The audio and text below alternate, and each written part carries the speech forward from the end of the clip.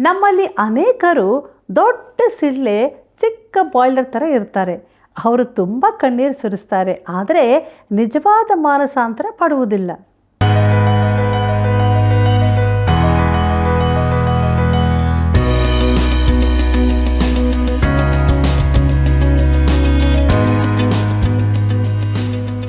ಆತ್ಮೀಯ ವೀಕ್ಷಕರೇ, ಪರಿಶುದ್ಧವಾದ ದೇವರ ವಿಷಯ, ಆತನ ಗುಣಲಕ್ಷಣಗಳನ್ನು ತಿಳಿಸುವ ಸತ್ಯವೇದ ಅಧ್ಯಯನ ಕಾರ್ಯಕ್ರಮಕ್ಕೆ ತುಂಬ ಹೃದಯದ ಸುಸ್ವಾಗತ. ಪ್ರಿಯರೇ, ಅನೇಕ ಬಾರಿ ನಾವು ಹೊರಗಡೆ ನೀತಿವಂತರಾಗಿಯೂ ಪರಿಶುದ್ಧರಾಗಿಯೂ ಕಂಡುಬಂದರೂ ಒಳಗಡೆ ಆತ್ಮದಲ್ಲಿ ಮಲಿನವಾಗಿರುತ್ತೇವೆ. ಆತ್ಮವನ್ನು ಅಂಟಿಕೊಳ್ಳುವ ಪಾಪಗಳು ಯಾವುವು ಎಂಬುದನ್ನು ಇವತ್ತು ತಿಳಿದುಕೊಳ್ಳೋಣ. ಅದರಿಂದ ಬಿಡುಗಡೆ ಹೊಂದಿ ಶುದ್ಧರಾಗಲು ನಮ್ಮ ಇಂದಿನ ಸತ್ಯವೇದ ಅಧ್ಯಯನವನ್ನು ಪ್ರಾರ್ಥನಾಪೂರ್ವಕವಾಗಿ ಪ್ರಾರಂಭಿಸೋಣ.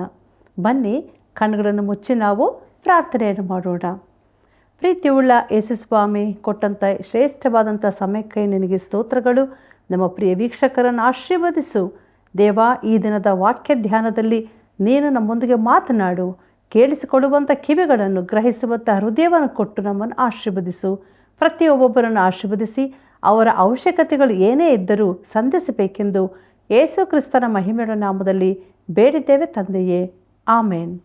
ಕರ್ತನಲ್ಲಿ ಪ್ರೀತಿಯುಳ್ಳ ಸಹೋದರ ಸಹೋದರಿಯರೇ, ಯಾವನೇ ಆಗಲಿ ತನಗಿರುವುದೆಲ್ಲವನ್ನೂ ಬಿಟ್ಟು ಬಿಡದೆ ಹೋದರೆ ಅವನು ನನ್ನ ಶಿಷ್ಯನಾಗಿರಲಾರನು ಎಂಬುದಾಗಿ ಹೇಳಿದಂಥ ನಮ್ಮ ರಕ್ಷಕನಾದ ಯೇಸು ಕ್ರಿಸ್ತನ ಅತೀ ಪರಿಶುದ್ಧವುಳ್ಳ ನಾಮದಲ್ಲಿ ನಿಮ್ಮೆಲ್ಲರಿಗೂ ನನ್ನ ಹೃದಯಪೂರ್ವಕವಾದ ಪ್ರೀತಿಯ ವಂದನೆಗಳು. ಪ್ರೀತಿಯುಳ್ಳ ದೇವಜನರೇ, ಕೊರಿಂಥದವರೆಗೆ ಬರೆದಂಥ 2ನೇ ಪತ್ರಿಕೆಯ 7ನೇ ಅಧ್ಯಾಯದ ಮುಂದುವರೆದ ಭಾಗಕ್ಕೆ ನಾವು ಬಂದಿದ್ದೇವೆ. ದೇವರಾತ್ಮನ ಬಲವನ್ನು ಬೇಡಿಕೊಳ್ಳುತ್ತಾ ನಮ್ಮ ಅಧ್ಯಯನದಲ್ಲಿ ಮುಂದೆ ಸಾಗುವಾಗ ಸತ್ಯವೇದವು ಈ ಕುರಿತು ಏನು ಹೇಳುತ್ತದೆ? ಹಬಕ್ಕೂಕನ ಪ್ರವಾದನೆ ಗ್ರಂಥ 2ನೇ ಅಧ್ಯಾಯ 15ನೇ ವಚನದಲ್ಲಿ ಹೀಗೆ ಬರೆದದೆ: ಅಯ್ಯೋ, ನಿನ್ನ ರೋಷವನ್ನು ಪಾನಕ್ಕೆ ಬೆರೆಸಿ ನಿನ್ನ ನೆರೆಯವರಿಗೆ ಕುಡಿಸಿ ಅವರ ಬೆತ್ತಲೆತನವನ್ನು ನೋಡಬೇಕೆಂದು ಅವರನ್ನು ಅಮಲೇರಿಸಿದವನೇ, ನಿನ್ನ ಗತಿಯನ್ನು ಏನು ಹೇಳಲಿ ಎಂಬುದಾಗಿ. ಪ್ರಿಯರೇ, ನಿನ್ನ ಮನೆಯಲ್ಲಿ ಮದ್ಯ ಬೆರೆಸಿ ಕುಡಿಸುತ್ತೀಯಾದರೆ ದೇವರು ನಿನ್ನನ್ನು ಕರುಣಿಸಲಿ. ನಿನ್ನ ನೆರೆಯವನನ್ನು ಕುಡಿತಕ್ಕೆ ಪ್ರೇರೇಪಿಸುತ್ತೀಯಾದರೆ ದೇವರ ವಾಕ್ಯ ಅದನ್ನು ಖಂಡಿಸುತ್ತದೆ. ಶರೀರ ಭಾವದ ಇನ್ನೊಂದು ಅಸಹ್ಯತನವೆಂದರೆ ಮಾನವ ಶರೀರವನ್ನು, ಲೈಂಗಿಕತನವನ್ನು ಅತಿಯಾಗಿ ಚಿತ್ರಿಸುವ ಸಾಹಿತ್ಯಗಳು. ಈ ಮಿತಿಯಿಲ್ಲದ ದುರ್ವರ್ತನೆಯ ಸಮಾಜದ ಸ್ಥಿತಿಯನ್ನು ದೇವರ ವಾಕ್ಯವು ಖಂಡಿಸುತ್ತದೆ. ಕ್ರೈಸ್ತನಾಗಿ ನೀನು ಇಂಥವುಗಳಲ್ಲಿ ತೊಡಗಿರುವುದಾದರೆ ದೇವರು ನಿನ್ನೊಂದಿಗೆ ತಂದೆಯಾಗಿ ವರ್ತಿಸಲಾರನು. ನೀನು ನಿಜವಾಗಿ ಆತನ ಮಗನಾದರೂ ಆತನು ಒಬ್ಬ ಮಗನೊಂದಿಗೆ ತಂದೆ ವರ್ತಿಸುವಂತೆ ನಿನ್ನೊಂದಿಗೆ ವರ್ತಿಸಲಾಗುವುದಿಲ್ಲ. ಕರ್ತನಲ್ಲಿ ಪ್ರಿಯರೇ, ಪೌಲನು ಆತ್ಮದ ಕಲ್ಮಶದ ಕುರಿತು ಮಾತನಾಡುತ್ತಾನೆ. ಅವು ಯಾವುದು? ಹರಟೆ ಮಾತಿನ ಕುರಿತು ಏನು? ಕ್ರೈಸ್ತ ಸಹೋದರ ಕುರಿತು ಕೆಟ್ಟ ಟೀಕೆಗಳು. ಒಂದು ವೇಳೆ ಅನೇಕರು ತಮ್ಮ ಪಿಸ್ತೂಲುಗಳಿಂದ ಗುಂಡು ಹಾರಿಸದಿರಬಹುದು, ಆದರೆ ಅವರು ಟೀಕೆಯ ಈಟಿಯಿಂದ ಇತರರ ಬೆನ್ನಿಗೆ ಚುಚ್ಚುತ್ತಾರೆ. ಸಭೆಯಲ್ಲಿನ ಕೆಲವು ಒಳ್ಳೆಯ ಭಕ್ತರೂ ಕೂಡ ಇಂಥ ಕಾರ್ಯಗಳಲ್ಲಿ ತೊಡಗಿರುತ್ತಾರೆ. ಆತ್ಮದ ಪಾಪಗಳಲ್ಲಿ ಒಣ ಹೆಮ್ಮೆ, ಅಹಂಕಾರಗಳು ಸೇರಿವೆ. ವಂಚನೆ, ಅಹಂಭಾವ, ಅವಿಶ್ವಾಸ ಮತ್ತು ದುರಾಶೆ ಇವೆಲ್ಲವೂ ಆತ್ಮದಲ್ಲಿ ಅಸಹ್ಯ ಪಾಪಗಳಾಗಿವೆ. ಮಾಡಬೇಡ ಎಂಬ ಸಂಗತಿಗಳನ್ನು ಹೇಳುವ ಅನೇಕರು ಸಭೆಯಲ್ಲಿ ಇರುತ್ತಾರೆ. ಕುಡಿಯಬೇಡ, ಧೂಮಪಾನ ಮಾಡಬೇಡ, ಜುಗಾರಿ ಆಡಬೇಡ ಇತ್ಯಾದಿ. ಅಂಥವನ ತುಟಿಯಲ್ಲಿ ಸಿಗರೇಟು ಇರಲಿಕ್ಕಿಲ್ಲ, ಆದರೆ ಅವನ ನಾಲಿಗೆಯ ಮಾತುಗಳು ಸಿಗರೇಟಿನ ಬೆಂಕಿಗಿಂತ ಜೋರಾಗಿ ಸುಡುತ್ತದೆ. ಇವು ಆತ್ಮದ ಪಾಪಗಳಲ್ಲಿ ಕೆಲವು. ನಾವು ಶರೀರಾತ್ಮಗಳ ಕಲ್ಮಶವನ್ನು ತೊಲಗಿಸಿ ನಮ್ಮನ್ನು ಶುಚಿ ಮಾಡಿಕೊಂಡು ದೇವರ ಭಯದಿಂದ ಕೂಡಿದವರಾಗಿ ಪವಿತ್ರತ್ವವನ್ನು ಸಿದ್ಧಿಗೆ ತರುವುದಕ್ಕೆ ಪ್ರಯತ್ನಿಸೋಣ ಎಂದು ಪೌಲನು ಹೇಳುತ್ತಾನೆ. ಇಬ್ರಿಯ ಗ್ರಂಥಕರ್ತನು ಅದನ್ನು ಈ ರೀತಿ ಹೇಳುತ್ತಾನೆ: ನಿಮ್ಮ ಕಾಲುಗಳಿಂದ ನೆಟ್ಟಗೆ ಮುಂದೆ ನಡೆಯಿರಿ. ಹೀಗೆ ಮಾಡಿದರೆ ಕುಂಟು ಕಾಲು ಉಳುಕಿ ಹೋಗದೆ ವಾಸಿಯಾಗುವುದು. ಎಲ್ಲರ ಸಂಗಡ ಸಮಾಧಾನದಿಂದಿರುವುದಕ್ಕೂ ಪರಿಶುದ್ಧತೆಯನ್ನು ಹೊಂದುವುದಕ್ಕೂ ಪ್ರಯತ್ನ ಮಾಡಿರಿ. ಪರಿಶುದ್ಧತೆಯಿಲ್ಲದೆ ಯಾವನೂ ಕರ್ತನನ್ನು ಕಾಣುವುದಿಲ್ಲ ಎಂಬುದಾಗಿ ಇಬ್ರಿಯರಿಗೆ ಬರೆದ ಪತ್ರಿಕೆ 12ನೇ ಅಧ್ಯಾಯ 13 ಮತ್ತು 14ನೇ ವಚನಗಳಲ್ಲಿ ಇದನ್ನಾವು ಓದುತ್ತೇವೆ. ಪ್ರೀತಿಯುಳ್ಳ ಸ್ನೇಹಿತನೇ, ಕ್ರಿಸ್ತನು ನನ್ನ ನೀತಿಯಾಗಿದ್ದಾನೆ. ಆತನೇ ನನ್ನ ಪರಿಶುದ್ಧತೆ. ಆದರೆ ನನ್ನ ಜೀವಿತಕ್ಕೆ ಆತನ ಪರಿಪೂರ್ಣತೆಗೂ ತುಂಬ ಅಂತರವಿರುತ್ತದೆ. ಇಂಥ ಅಂತರದ ಪರಿಶುದ್ಧತೆ ಇರಬಾರದೆಂದು ದೇವರು ಹೇಳುತ್ತಾನೆ. ನಮ್ಮ ಜೀವಿತದಲ್ಲಿ ಪರಿಶುದ್ಧರಾಗಿರಬೇಕೆಂದು ಆತನ ಬಯಕೆಯಾಗಿದೆ. ಕೊರಿಂಥದವರಿಗೆ ಬರೆದ 2ನೇ ಪತ್ರಿಕೆ 7ನೇ ಅಧ್ಯಾಯ 2ನೇ ವಚನವನ್ನು ಗಮನಿಸಿರಿ. ಅಲ್ಲಿ ಹೀಗೆ ಬರೆದದೆ, ನಿಮ್ಮ ಹೃದಯಗಳಲ್ಲಿ ನಮಗೆ ಸ್ಥಳ ಕೊಡಿರಿ. ನಾವು ನಿಮ್ಮಲ್ಲಿ ಯಾರಿಗೂ ಅನ್ಯಾಯ ಮಾಡಲಿಲ್ಲ, ಯಾರನ್ನೂ ಕೆಡಿಸಲಿಲ್ಲ, ಯಾರನ್ನೂ ವಂಚಿಸಲಿಲ್ಲ ಎಂಬುದಾಗಿ. ಪ್ರೀತಿಯುಳ್ಳ ದೇವಜನರೇ, ತಾನು ಯಾರನ್ನೂ ಕೆಡಿಸಲಿಲ್ಲವೆಂದು ಪೌಲನು ಅವರಿಗೆ ಭರವಸೆ ಕೊಡುತ್ತಾನೆ. ಯಾರನ್ನೂ ವಂಚಿಸಲಿಲ್ಲ. ಬೇರೆ ಬೇರೆ ಕಾರ್ಯಗಳಿಗಾಗಿ ಕಾಣಿಕೆ ಕೇಳಿಕೊಂಡು ಅವರ ಬಳಿಗೆ ಬರಲಿಲ್ಲ. ಕ್ರೈಸ್ತರಲ್ಲಿ ಅನೇಕರು ಈ ರೀತಿ ಹೇಳಬಲ್ಲವರಾದರೆ ಒಳ್ಳೆಯದು. ನಮ್ಮ ಸಭೆಯ ಸಮಿತಿಗಳಲ್ಲಿ ಕೆಲವೊಮ್ಮೆ ಎಲ್ಲವನ್ನೂ ಸರಿಯಾಗಿ ಮಾಡುವುದಿಲ್ಲ. ಯಾರಾದರೂ ಒಂದು ನಿರ್ದಿಷ್ಟ ಉದ್ದೇಶಕ್ಕೋಸ್ಕರ ಕಾಣಿಕೆ ಕೊಟ್ಟರೆ ಅದನ್ನು ಅದೇ ಉದ್ದೇಶಕ್ಕಾಗಿ ಉಪಯೋಗವಾಗುವಂತೆ ನೋಡಿಕೊಳ್ಳುವುದು ಸಮಿತಿಯ ಕರ್ತವ್ಯವಾಗಿದೆ. ನಾವು ಇದನ್ನು ಸಾಮಾನ್ಯ ಖಾತೆಗೆ ಸೇರಿಸೋಣ ಎಂದಾಗಲಿ, ನಮ್ಮ ಕಟ್ಟಡದ ಸಾಲಕ್ಕೆ ವಜಾ ಮಾಡೋಣ ಎಂದಾಗಲಿ ಹೇಳುವ ಸ್ವಾತಂತ್ರ್ಯ ಅವರಿಗಿಲ್ಲ. ತಾನು ಯಾರಿಗೂ ಅನ್ಯಾಯ ಮಾಡಿಲ್ಲ, ಯಾರನ್ನೂ ಕೆಡಿಸಲಿಲ್ಲ, ಯಾರನ್ನೂ ವಂಚಿಸಲಿಲ್ಲವೆಂದು ಪೌಲನು ಅವರಿಗೆ ಭರವಸೆ ಕೊಡಬಲ್ಲವನಾಗಿದ್ದನು. ಮುಂದಕ್ಕೆ ನೋಡೋಣ. ಕೊರಿಂಥದವರಿಗೆ ಬರೆದಂಥ 2ನೇ ಪತ್ರಿಕೆ 7ನೇ ಅಧ್ಯಾಯ 3ನೇ ವಚನವನ್ನು. ಅಲ್ಲಿ ಹೀಗೆ ಬರೆದದೆ, ನಿಮ್ಮ ಮೇಲೆ ತಪ್ಪು ಹೊರಿಸಬೇಕೆಂದು ನಾನು ಇದನ್ನು ಹೇಳುವುದಿಲ್ಲ. ಕೂಡ ಸಾಯುವುದಕ್ಕೂ ಕೂಡ ಬದುಕುವುದಕ್ಕೂ ನೀವು ನಮ್ಮ ಹೃದಯದಲ್ಲಿದ್ದೀರೆಂದು ಮೊದಲೇ ಹೇಳಿದೆನಲ್ಲ ಎಂಬುದಾಗಿ. ಪ್ರೀತಿಯುಳ್ಳ ಸಹೋದರನೇ, ಪೌಲನು ಈ ಕ್ರೈಸ್ತರನ್ನು ಪ್ರೀತಿಸಿದನು. ಅವರು ಯಾವಾಗಲೂ ಅವನ ಹೃದಯದಲ್ಲಿದ್ದರು. ಕೊರಿಂಥದವರಿಗೆ ಬರೆದ 2ನೇ ಪತ್ರಿಕೆ 7ನೇ ಅಧ್ಯಾಯ 4ನೇ ವಚನವನ್ನು ಗಮನಿಸಿರಿ.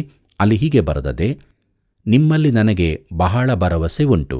ನಿಮ್ಮ ವಿಷಯದಲ್ಲಿ ನನ್ನ ಉತ್ಸಾಹ ಬಹಳ. ಪರಿಪೂರ್ಣ ಆದರಣೆ ನನಗಾಯಿತು. ನಮಗಾಗುವ ಎಲ್ಲ ಸಂಕಟಗಳಲ್ಲಿ ಅತ್ಯಧಿಕವಾದ ಸಂತೋಷದಿಂದ ತುಂಬಿದ್ದೇನೆ ಎಂಬುದಾಗಿ. ಪ್ರೀತಿಯುಳ್ಳ ದೇವಜನರೇ, ತಾನು ಅವರಿಂದ ಸಂತೈಸಲ್ಪಟ್ಟು ಸಂತೋಷದಿಂದಿದ್ದೇನೆ ಎಂದು ಪೌಲನು ಹೇಳುತ್ತಾನೆ. ಇದಕ್ಕೆ ಕಾರಣವನ್ನೂ ಹೇಳುತ್ತಾನೆ. ಕೊರಿಂಥದವರಿಗೆ ಬರೆದ 2ನೇ ಪತ್ರಿಕೆ 7ನೇ ಅಧ್ಯಾಯ 5ನೇ ವಚನದಿಂದ 9ನೇ ವಚನದವರೆಗೆ ಗಮನಿಸಿರಿ. ಅಲ್ಲಿ ನಾವು ಹೀಗೆ ನೋಡುತ್ತೇವೆ, ನಾವು ಮಕೆದೋನ್ಯಕ್ಕೆ ಬಂದಾಗ ನಮ್ಮ ಮನಸ್ಸಿಗೆ ಏನೋ ಉಪಶಮನವಾಗಲಿಲ್ಲ. ಎಲ್ಲ ವಿಷಯಗಳಲ್ಲಿಯೂ ನಮಗೆ ಸಂಕಟವಿತ್ತು. ಹೊರಗೆ ಕಲಹ, ಒಳಗೆ ಭಯ. ಆದರೆ ದೀನಾವಸ್ಥೆಯಲ್ಲಿರುವವರನ್ನು ಸಂತೈಸುವ ದೇವರು ತೀತನ ಬರುವಿಕೆಯಿಂದ ನಮ್ಮನ್ನು ಸಂತೈಸಿದನು. ಅವನ ಬರುವಿಕೆಯಿಂದ ಮಾತ್ರವಲ್ಲದೆ ಅವನು ತಾನು ನಿಮ್ಮಲ್ಲಿ ಬಹಳ ಆದರಣೆಯನ್ನು ಹೊಂದಿದ್ದೇನೆಂದು ಹೇಳಿದ್ದರಿಂದಲೂ ನಮ್ಮನ್ನು ಸಂತೈಸಿದನು. ಅವನು ನಿಮ್ಮ ಹಂಬಲ, ನಿಮ್ಮ ಗೋಳಾಟ, ನನ್ನ ವಿಷಯವಾದ ನಿಮ್ಮ ಆಸಕ್ತಿ ಇವುಗಳನ್ನು ನಮಗೆ ತಿಳಿಸಿದಾಗ ನಾನು ಹೆಚ್ಚಾಗಿ ಸಂತೋಷಪಟ್ಟೆನು. ನಾನು ಬರೆದ ಪತ್ರಿಕೆಯು ನಿಮ್ಮನ್ನು ದುಃಖಪಡಿಸಿದರೂ ನನಗೆ ಪಶ್ಚಾತ್ತಾಪವಿಲ್ಲ. ಅದು ನಿಮ್ಮನ್ನು ಒಂದು ಗಳಿಗೆ ಹೊತ್ತಾದರೂ ದುಃಖಪಡಿಸಿತೆಂದು ನಾನು ಮೊದಲು ಪಶ್ಚಾತ್ತಾಪ ಪಡುತ್ತಿದ್ದರೂ ಈಗ ಸಂತೋಷಪಡುತ್ತೇನೆ. ನಿಮಗೆ ದುಃಖವಾಯಿತೆಂದು ನಾನು ಸಂತೋಷಪಡದೆ ನೀವು ದುಃಖಪಟ್ಟು ಬೇರೆ ಮನಸ್ಸನ್ನು ಹೊಂದಿದ್ದಕ್ಕಾಗಿ ಸಂತೋಷಪಡುತ್ತೇನೆ. ನೀವು ದೇವರ ಚಿತ್ತಾನುಸಾರವಾಗಿ ದುಃಖಿಸಿದ್ದರಿಂದ ನಮ್ಮಿಂದ ಯಾವುದರಲ್ಲಿಯೂ ನಷ್ಟಪಡಲಿಲ್ಲವಲ್ಲ ಎಂಬುದಾಗಿ. ಕರ್ತನಲ್ಲಿ ಪ್ರಿಯರೇ, ಇದು ಬಹು ಸುಂದರವಾದದ್ದು. ಅವನ ಮಾತಿನ ಅರ್ಥವಾಗಲು ಸ್ವಲ್ಪ ಹಿನ್ನೆಲೆ ತಿಳಿದುಕೊಂಡರೆ ಒಳ್ಳೆಯದು. ಪೌಲನು ಮೊದಲ ಪತ್ರಿಕೆಯಲ್ಲಿ ಬಹು ಕಠಿಣವಾಗಿ ಬರೆದಿದ್ದನು. ಅವರನ್ನು ಹಸು ಕೂಸುಗಳೆಂದು, ಮಾಂಸಭಾವದವರೆಂದು ಕರೆದನು. ಅವರಲ್ಲಿದ್ದ ಅತಿಯಾದ ಅನೈತಿಕತೆಯನ್ನು ಎತ್ತಿ ತೋರಿಸಿದನು. ಅದನ್ನು ತೆಗೆದುಹಾಕಬೇಕೆಂದು ತಿಳಿಸಿದನು. ಅವರು ಪೌಲನು ತಿಳಿಸಿದಂತೆ ಅದನ್ನು ಸರಿಮಾಡಿದರು. ಆ ತಪ್ಪಿಗಸ್ತನಾದವನು ತನ್ನ ಮಹಾಪರಾಧಕ್ಕೆ ಪಶ್ಚಾತ್ತಾಪಪಟ್ಟನೆಂದು ತೀತನು ವರದಿ ಒಪ್ಪಿಸಿದನು. ಆದ್ದರಿಂದ ಈ 2ನೇ ಪತ್ರಿಕೆಯ 2ನೇ ಅಧ್ಯಾಯದಲ್ಲಿ ಪೌಲನು ಈಗ ಅವರು ಅವನನ್ನು ಕ್ಷಮಿಸಿಬಿಡಬೇಕೆಂದು, ಅವನನ್ನು ಆದರಿಸಬೇಕೆಂದು, ಇಲ್ಲವಾದಲ್ಲಿ ಅವನು ದುಃಖದಲ್ಲಿ ಮುಳುಗಿ ಹೋದಾನೆಂದು ಬರೆದಿದ್ದನು. ಅವನನ್ನು ತಿರುಗಿ ಅವರು ತಮ್ಮೊಡನೆ ಸೇರಿಸಿಕೊಳ್ಳಬೇಕಿತ್ತು. ಪ್ರಿಯರೇ, ಪೌಲನು ಎಫೆಸವನ್ನು ಬಿಟ್ಟ ನಂತರ ತ್ರೋವಕ್ಕೆ ಹೋದನು. ಅಲ್ಲಿ ತೀತನಿಗಾಗಿ ಕಾಯುತ್ತಿದ್ದರೂ ತೀತನು ಅಲ್ಲಿಗೆ ಬರಲಿಲ್ಲ. ಆಗ ಅವನು ತನ್ನನ್ನೇ ನಿಂದಿಸಿಕೊಳ್ಳತೊಡಗಿದನು. ನಾನು ಅವರಿಗೆ ಅಷ್ಟು ಕಟುವಾದ ಪತ್ರ ಬರೆಯಬಾರದಾಗಿತ್ತೇನೋ, ಅಥವಾ ನಾನೇ ಅಲ್ಲಿಗೆ ಹೋಗಬೇಕಾಗಿತ್ತೇನೋ ಎಂದು ನೆನಸತೊಡಗಿದನು. ಅವನು ಫಿಲಿಪ್ಪಿಗೆ ಪ್ರಯಾಣ ಮಾಡಿದನು. ಅಲ್ಲಿ ತೀತನು ಬಂದು ಅವನನ್ನು ಭೇಟಿ ಮಾಡಿದನು ಮತ್ತು ಕೊರಿಂಥದ ವರ್ತಮಾನವನ್ನೆಲ್ಲ ತಿಳಿಸಿದನು. ಪ್ರೀತಿಯುಳ್ಳ ದೇವಜನರೇ, ಒಂದು ವೇಳೆ ಒಬ್ಬನು ಹೇಳಬಹುದು, ಸತ್ಯವೇದವು ಅಕ್ಷರವಾಗಿ ಪವಿತ್ರಾತ್ಮನಿಂದ ಪ್ರೇರಿತವಾದದ್ದು. ಪೌಲನು ಕೊರಿಂಥದವರಿಗೆ ಬರೆಯುವಾಗಲೂ ಪವಿತ್ರಾತ್ಮನ ಪ್ರೇರಣೆಯಿಂದಲೇ ಬರೆದಿದ್ದನಲ್ಲ ಎಂಬುದಾಗಿ. ಅದು ಸತ್ಯವೇ. ಇದು ದೇವರ ಆತ್ಮನಿಂದ ಪ್ರೇರಿತವಾದ ವಿಷಯವಾಗಿದೆ. ನಾನು ಪೂರ್ಣ ಹೃದಯದಿಂದ ಅದನ್ನು ನಂಬುತ್ತೇನೆ. ಹಾಗಾದರೆ ಪೌಲನು ಯಾಕೆ ತನ್ನನ್ನು ತಾನು ದೂಷಿಸಿಕೊಳ್ಳುತ್ತಿದ್ದನು? ಪೌಲನು ಮನುಷ್ಯ ಸ್ವಭಾವದವನಾಗಿದ್ದಾನೆಂದು ತೋರಿಸುವ ಹಾಗೆ ಅವನು ಈ ರೀತಿ ಬರೆಯುವಂತೆ ದೇವರು ಮಾಡಿದನು. ಪ್ರಿಯರೇ, ಮಾತ್ರವಲ್ಲದೆ ಅವನು ಎಷ್ಟು ಮೃದು ಹೃದಯಿಯೂ ಪ್ರೀತಿ ತುಂಬಿದವನು ಎಂಬುದನ್ನು ತೋರಿಸುತ್ತದೆ. ನಾವು ಕೂಡ ಅವನ ರೀತಿಯ ಸ್ವಭಾವದವರಾಗಿರಬೇಕು. ಇದು ನಮಗೆ ಎಂಥ ಪಾಠವಾಗಿದೆಯಲ್ಲವೇ? ಪೌಲನು ಅಲ್ಲಿನ ವರ್ತಮಾನ ತಿಳಿದ ಬಳಿಕ, ಈಗ ನನಗೆ ಆದರಣೆಯಾಯಿತು, ನಮ್ಮ ಸಂಕಟಗಳ ನಡುವೆಯೂ ನಾನು ಅತ್ಯಂತ ಸಂತೋಷವುಳ್ಳವನಾಗಿದ್ದೇನೆ ಎಂದು ಬರೆಯಲು ಸಾಧ್ಯವಾಯಿತು ಎಂದು ಹೇಳುತ್ತಾನೆ. ಪ್ರಿಯರೇ, ಈ ಭಾಗವನ್ನು ಓದಿದವರಲ್ಲಿ ಯಾರಾದರೂ ತಾವು ಹಿಂದೆ ಯಾರಿಗಾದರೂ ನೋವು ಉಂಟು ಮಾಡಿದರೆ ಅವರಿಗೆ ಕ್ಷಮೆಕೋರಿ ಪತ್ರ ಬರೆಯುವ ಸಾಧ್ಯತೆ ಇದೆ. ಹಾಗಿದ್ದಲ್ಲಿ ಪೌಲನಂತೆ ನೀನು ಆ ನೋವಾದ ವ್ಯಕ್ತಿಯನ್ನು ಸಂತೋಷಪಡಿಸಲು ಯತ್ನಿಸು. ನಾವು ಅಗತ್ಯವಿದ್ದಲ್ಲಿ ಈ ರೀತಿ ಮಾಡಲೇಬೇಕಾಗಿದೆ.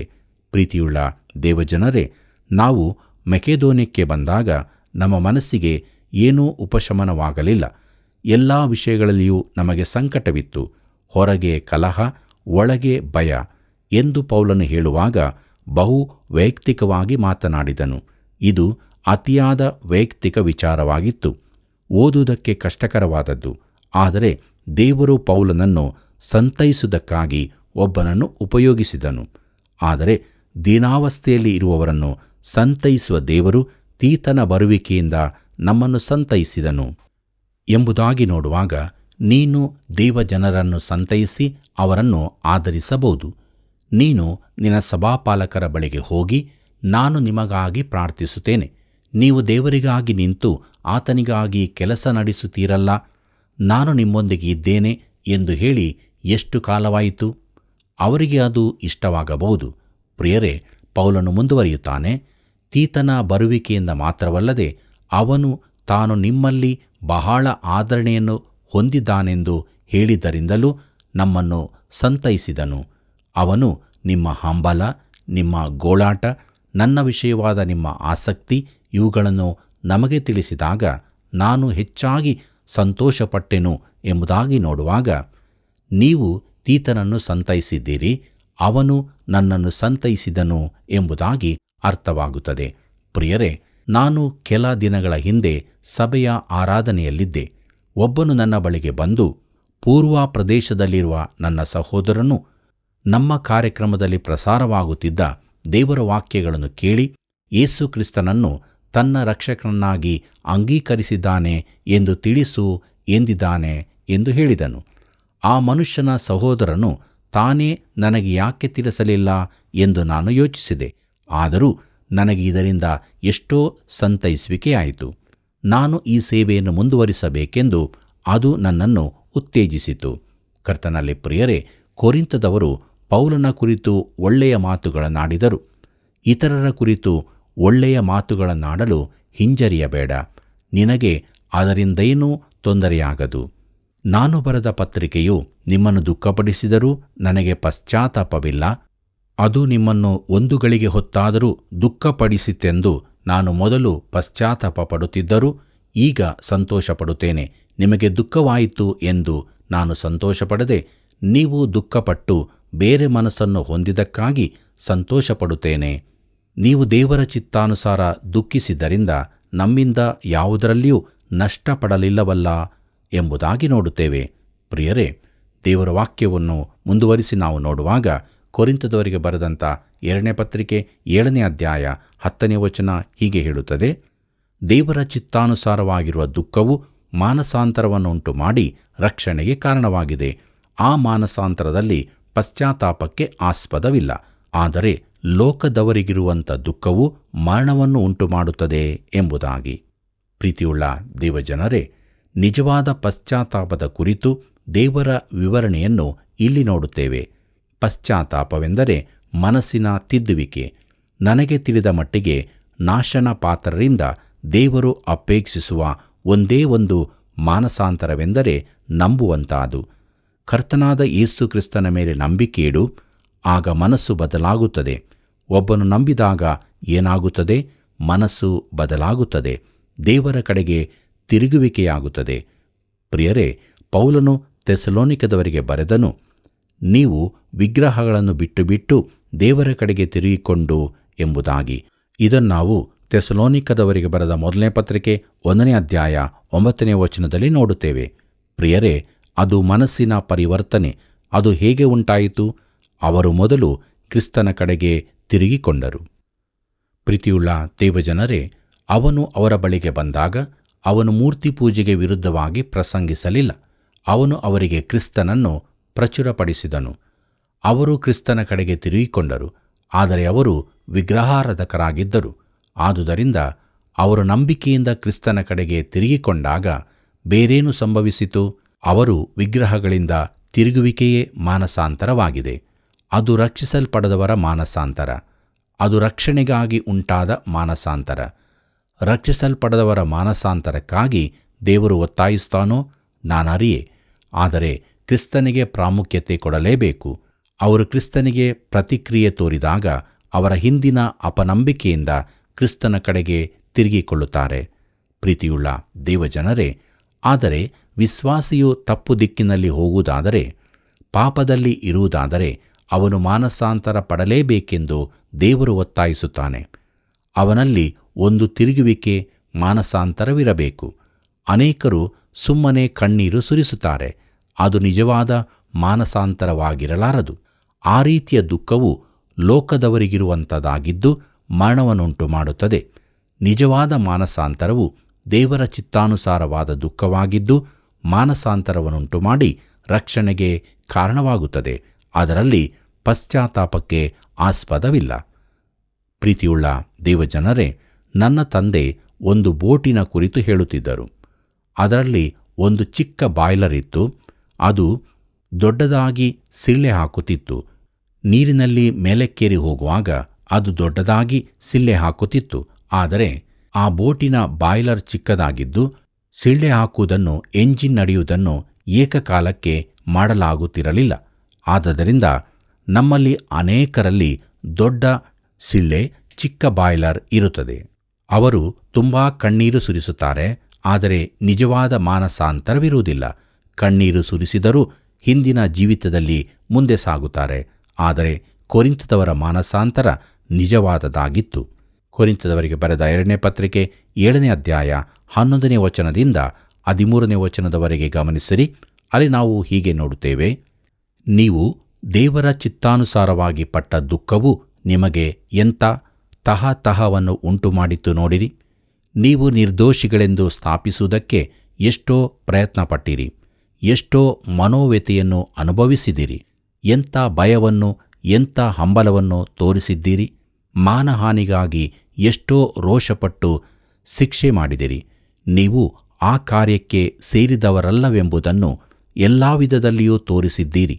ನಾನು ನಿಮಗೆ ಬರೆದಾಗ ಅನ್ಯಾಯ ಮಾಡಿದವನಿಗೆ ದಂಡನೆಯೂ ಅನ್ಯಾಯ ಹೊಂದಿದವನಿಗೆ ನ್ಯಾಯವೂ ಆಗಬೇಕೆಂಬುವ ಕಾರಣದಿಂದ ಬರೆಯಲಿಲ್ಲ.